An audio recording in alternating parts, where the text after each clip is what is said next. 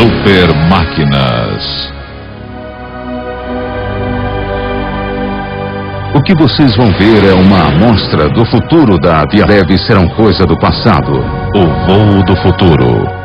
A tecnologia da aviação hoje está a ponto de passar pelas mudanças mais impressionantes e revolucionárias desde os irmãos Wright. Em todo o mundo, os projetistas competem para criar novas e fantásticas aeronaves que levem os seres humanos mais alto, mais rápido e mais longe do que jamais foram. São novos projetos militares, aviões de passageiros que nos levem à fronteira do espaço e ao redor do mundo em minutos. E novos sistemas de propulsão que tornarão o motor a jato obsoleto.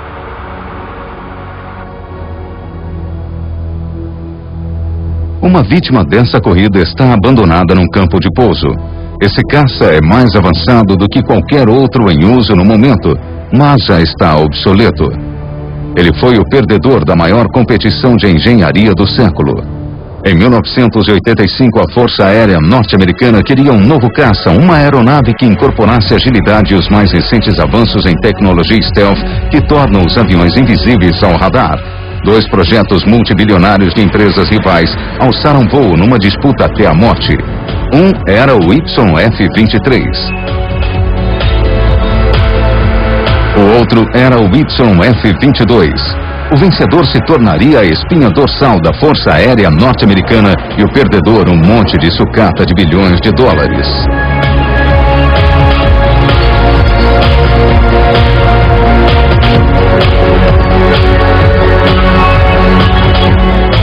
Uma disputa acirrada estava a ponto de acontecer entre os dois caças mais avançados já construídos. Os pilotos lutaram para superar um ao outro. Mas depois que o trem de pouso do YF-23 tocou o solo, ele nunca mais decolou. Com um desempenho melhor e maior agilidade, o YF-22 foi escolhido para levar a Força Aérea dos Estados Unidos ao próximo milênio. Ela é realmente uma aeronave notável e será capaz de chegar a velocidades e realizar manobras muito além do alcance do F-15, atual ocupante da linha de frente dos caças. Embora sua aparência não seja radicalmente diferente da dos aviões construídos até hoje, ele é muito diferente. Os motores, a estrutura, tudo se afina para o voo supersônico. Ele é o caça mais manobrável de todos. O segredo do sucesso do YF-22 está nos avançados materiais compostos. Eles absorvem os feixes de radar e registram a assinatura de um pequeno pássaro. Os estabilizadores da cauda correm por trás das turbinas e funcionam como escudo do escapamento contra os mísseis termoguiados.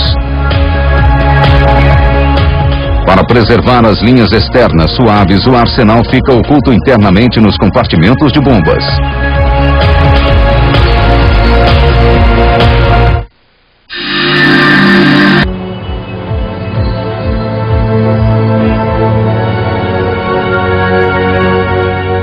O YF-22 incorpora a mais moderna tecnologia de empuxo vetorial. Os motores a jato são impulsionados pelos gases que saem do seu escapamento. Redirecionando os gases com bicos ajustáveis, a cauda do avião pode ser impulsionada com maior rapidez. Ou seja, com um empuxo vetorial, um caça pode mudar de direção muito mais depressa. A expectativa é de que o YF-22 domine os céus nos próximos 20 anos. Mas há um rival no horizonte. E ele também usa impulso vetorial. Este avião pode ser o melhor caça de todos os tempos. Ele pode ser mais veloz do que o YF-22 e sem dúvida é mais ágil nos combates ar-ar. Este é o Sequoia 37.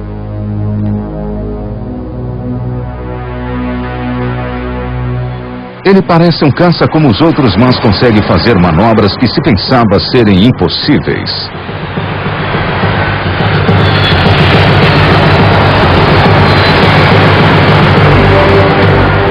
Os caças são tradicionalmente aviões velozes, mas são pesados e por isso difíceis de virar.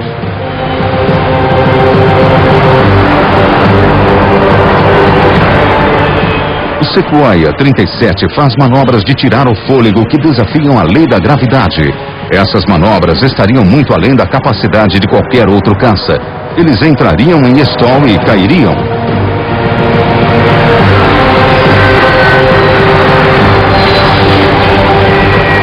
O impulso vetorial e as pequenas asas de pato no bico para comando dianteiro permitem ao piloto brincar com o Su-37 como se ele fosse um avião de acrobacias.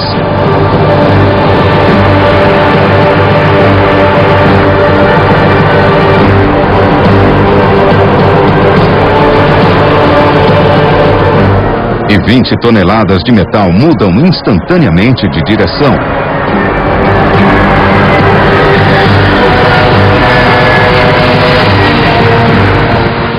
Essa agilidade impressionante daria a ele uma vantagem decisiva em combate.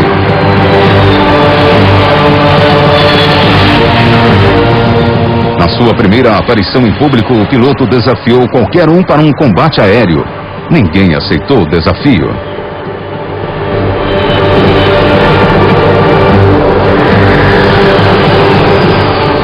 O Sequoia é o mestre dos céus.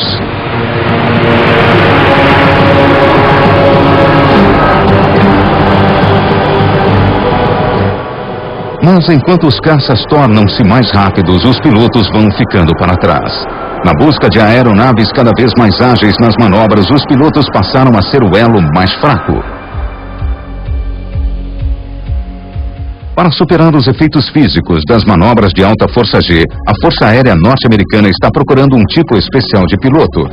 Quanto mais baixa e compacta a pessoa, mais força G ela aguenta. Por isso, as mulheres estão sendo testadas para confirmar se elas têm a forma perfeita do piloto de caça do futuro. A Major Sharon Rice é uma das oficiais femininas da Força Aérea que está passando pelas experiências com forças G para testar a teoria. Nessa centrífuga na base aérea de Wright-Patterson, os pilotos passam por acelerações de 0 a 7G em 4 segundos. Pronta para a linha de voo? Pronta. Vamos lá. Serão 30 segundos a 5G e meia. Certo.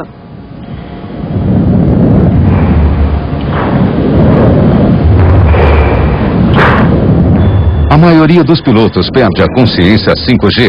À medida que a força aumenta, o sangue desce da cabeça para os pés. Usando técnicas especiais de respiração e calças infláveis de pressão, os pilotos contornam esse efeito e aguentam forças G muito maiores do que aguentariam sem auxílio, chegando até a 11G.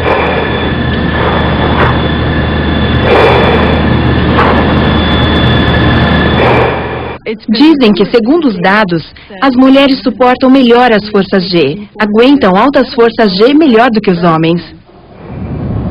Mas parece que existem limites físicos para o máximo de forças G que qualquer piloto consegue aguentar. Você não vai normalmente voar além de 10G. Os pilotos são apenas seres humanos. Eles não aguentariam. O que nós estamos fazendo é integrar os pilotos com sistemas automáticos.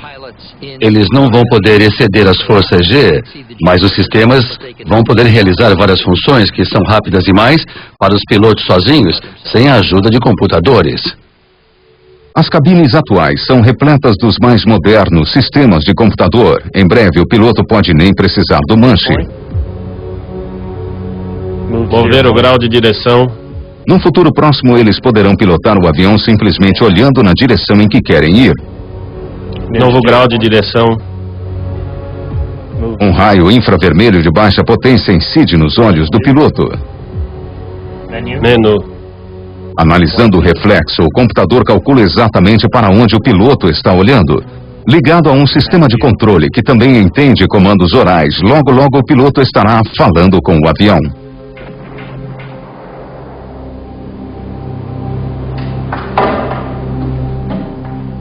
E ainda mais impressionante é o sistema que vai permitir pilotar com o pensamento.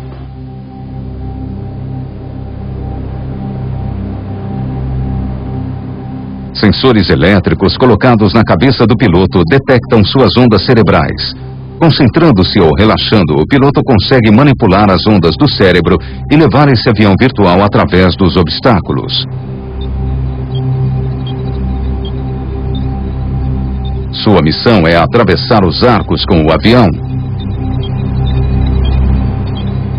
No Numa tarja preta, ele vê se está pensando esquerda, direita ou em frente.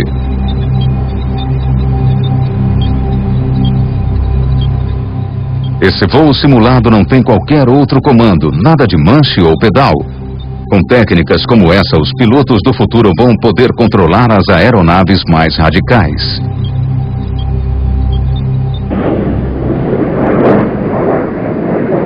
Mas a maior causa dos acidentes aéreos continua sendo o simples erro humano.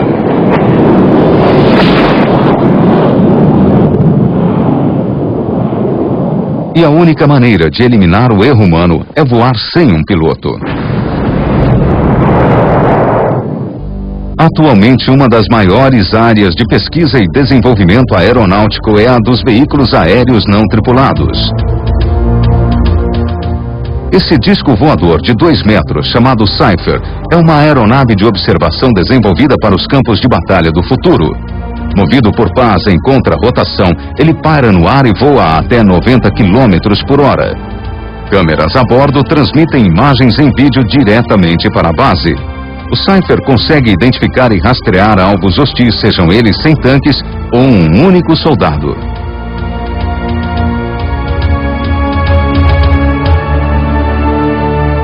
Ele consegue decolar, espionar e aterrissar sem qualquer ajuda de um piloto humano. O que o Cypher tem de mais letal é sua capacidade de atravessar o campo de batalha urbano. Ele pode espiar numa esquina ou olhar através de uma janela procurando atiradores e terroristas com seus sensores altamente afinados.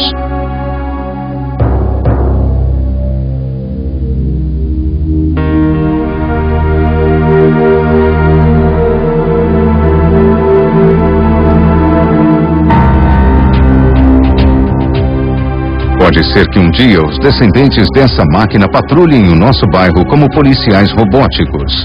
No futuro, eles podem se tornar os verdadeiros guerreiros urbanos.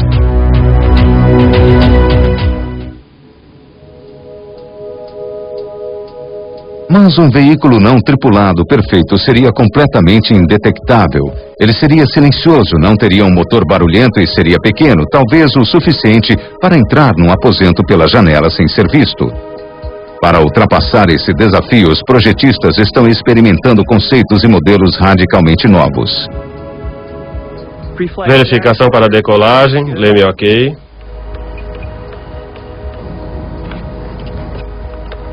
Controle de elevação, inclinação OK, manete.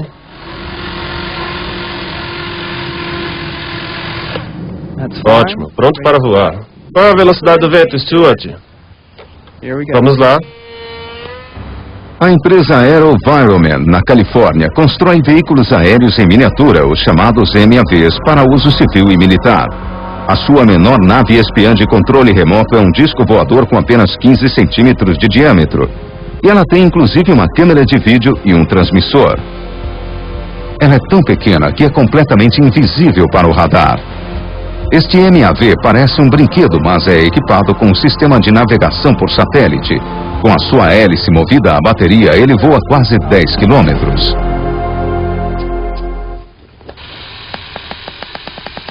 A mesma equipe também está desenvolvendo helicópteros em miniatura, mas há um grande problema na construção de aeronaves tão pequenas. À medida que as hélices e as pás diminuem de tamanho, elas se tornam ineficientes. Quanto mais você diminui o tamanho, maiores ficam as moléculas do ar em relação às asas e parece mais que a nave está atravessando a água e não o ar. E procuramos as soluções para essas dificuldades aerodinâmicas na natureza, porque a natureza já resolveu todos esses problemas com os pássaros, as libélulas e as moscas das frutas. Modelos que batem asas já foram construídos, mas eles são sempre muito ineficientes e nunca conseguem tanta sustentação quanto um inseto. Imitar o movimento das asas de um inseto é como a busca do cálice sagrado para a aviação. Quando se trata de elevação, as asas dos insetos são os dispositivos mais eficientes do planeta, e o motivo era até pouco tempo um mistério. Na Universidade de Cambridge, o Dr. Charles Ellington resolveu o quebra-cabeças de como os insetos conseguem uma sustentação tão incrível, Foi uma saga que levou mais de 25 anos. Para construir uma boa réplica de um inseto de verdade, nós estudamos filmes e chegamos a isto que, é claro, bate as asas na vertical como era de se esperar. E também move as asas na perpendicular. Muitos insetos fazem uma espécie de 8 quando batem as asas e nós podemos fazer isso com esses dois movimentos. E depois, você tem que controlar o ângulo de ataque da asa. E para que funcione, o controle tem que ser feito na base, na ponta da asa, para que você possa colocar a asa nesse perfil arqueado que você vê na batida para baixo, quando a asa desce e gera ascensão assim. E aí, é claro, você tem que virar a coisa toda, porque na batida da asa para cima, você tem a curvatura inversa. Assim, quando as asas sobem, novamente gerando a ascensão e sustentando o peso. Mas você tem que poder mudar todo o formato da asa da base até a ponta e da frente para trás a qualquer momento da batida. A tecnologia necessária para controlar e coordenar esses 4 tipos de movimentos da asa é tão complexa que tem que ser controlada por um programa de computador. Como o modelo necessário para estudar o movimento com precisão é muito grande, o movimento das asas foi desacelerado para uma batida a cada 2 segundos. No inseto de verdade, seriam 20 batidas por segundo.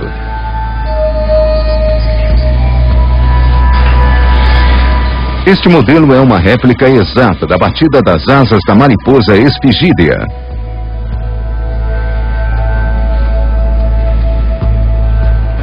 Mas a equipe de Charles Ellington também descobriu um fenômeno incomum. Pronto, um pouco de fumaça.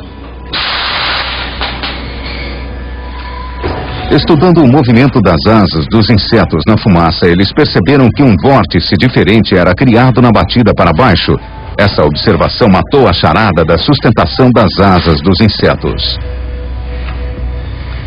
O efeito foi confirmado por uma mariposa viva suspensa num túnel de vento cheio de fumaça. Quando a asa desce, é a borda muito fina da asa que corta o ar e, como acontece quando você mexe a colher numa xícara de café, você vê o fluxo que rodopia daquela borda. E ele se separa e rodopia num vórtice. E um vórtice é como um tornado ou um redemoinho. É uma região da Terra com baixa pressão. As coisas são sugadas pelos tornados. E então, com o vórtice girando assim e a baixa pressão ao longo da asa bem aqui, essa baixa pressão suga a asa para cima, e é isso que produz a sustentação extra da asa. E aí você tem 2, 3 vezes mais sustentação com essas asas do que com as asas convencionais. Essa máquina não foi feita para voar. Mas agora que Ellington desvendou o mistério do voo dos insetos, logo haverá MAVs do tamanho dos insetos de verdade. Repleto de minúsculos dispositivos eletrônicos, baterias, transmissores e câmeras em miniatura para os olhos, a libélula ciborgue será uma mestra do disfarce. Com a enorme sustentação, ela vai gastar pouca energia, será invisível ao radar e impossível de ser abatida. O único perigo que ela vai enfrentar são os mata-moscas.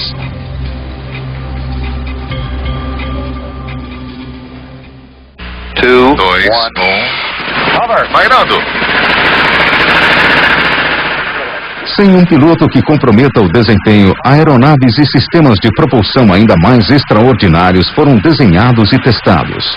Esta máquina incrível foi originalmente projetada para abater mísseis nucleares e satélites. Tudo bem. Com apenas 30 centímetros de comprimento, equilibrada por um giroscópio e com propulsores em pontos-chaves espalhados pelo corpo, ela é capaz de mudar instantaneamente de direção. Pairando. Pairando. Pairando. Virando. Muito bom! Nenhum avião pode alcançar essa máquina.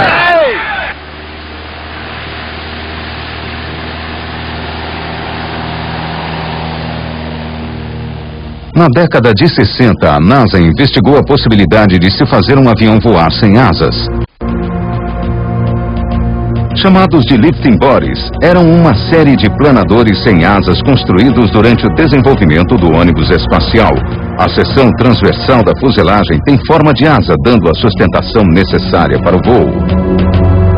Os testes iniciais a baixa altitude foram tão bem sucedidos que a NASA construiu então o Lifting Body M2. Ele foi levado a 17 mil metros de altitude por um bombardeiro B-52 e liberado.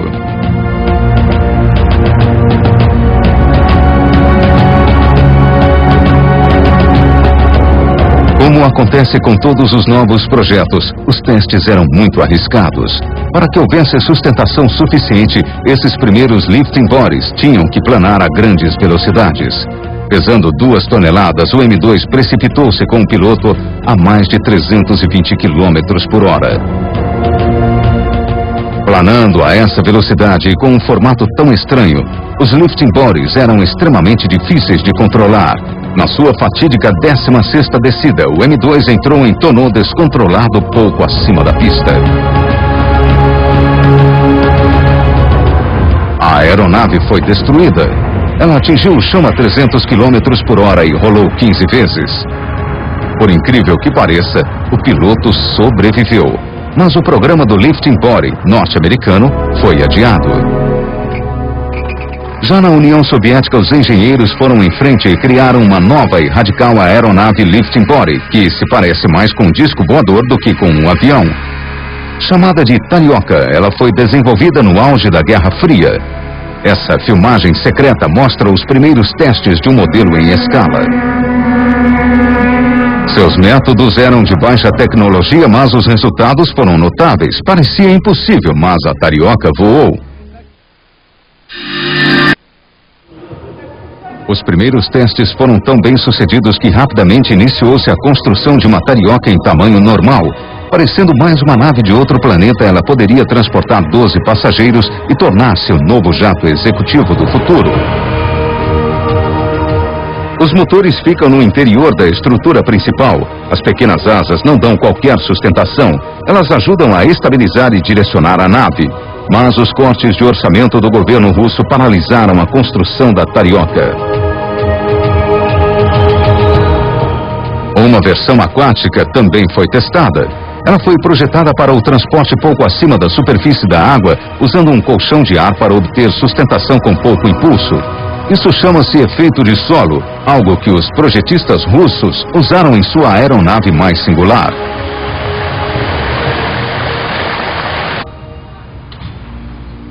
Esse é o Ecranoplan.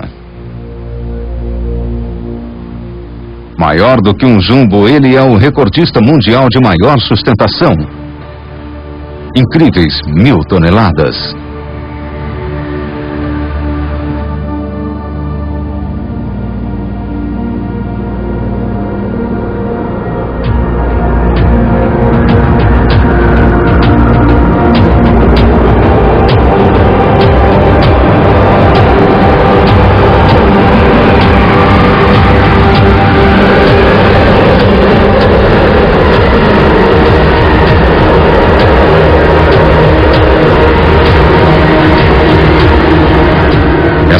Impressionante, é movida por 8 enormes motores a jato e voa a 500 km por hora, só que pouco acima do mar. E ela pode transportar 1000 fuzileiros soviéticos.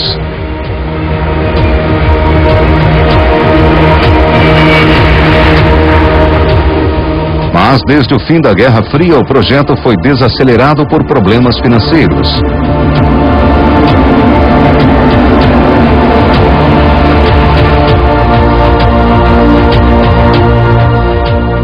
Atualmente, o monstro está no estaleiro.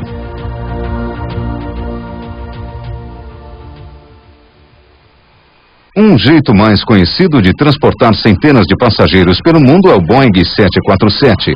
Os Boeing já transportaram 1 bilhão e 600 milhões de pessoas e já percorreram mais de 35 bilhões de quilômetros, o equivalente a voar todos os habitantes de Londres, Paris e Berlim à Lua e voltar. Mas a perspectiva é de que o número de passageiros dobre até 2010 e serão necessários aviões de carreira com o dobro do tamanho do 747 para atender a demanda.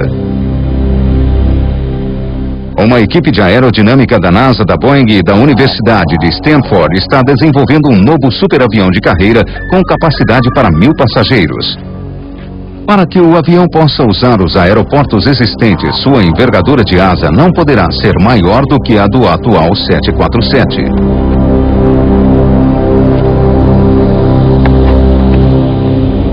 Para criar o espaço e a sustentação adicionais necessários para transportar quase 1000 pessoas e suas bagagens, o projeto abandonou o formato tradicional da fuselagem e das asas.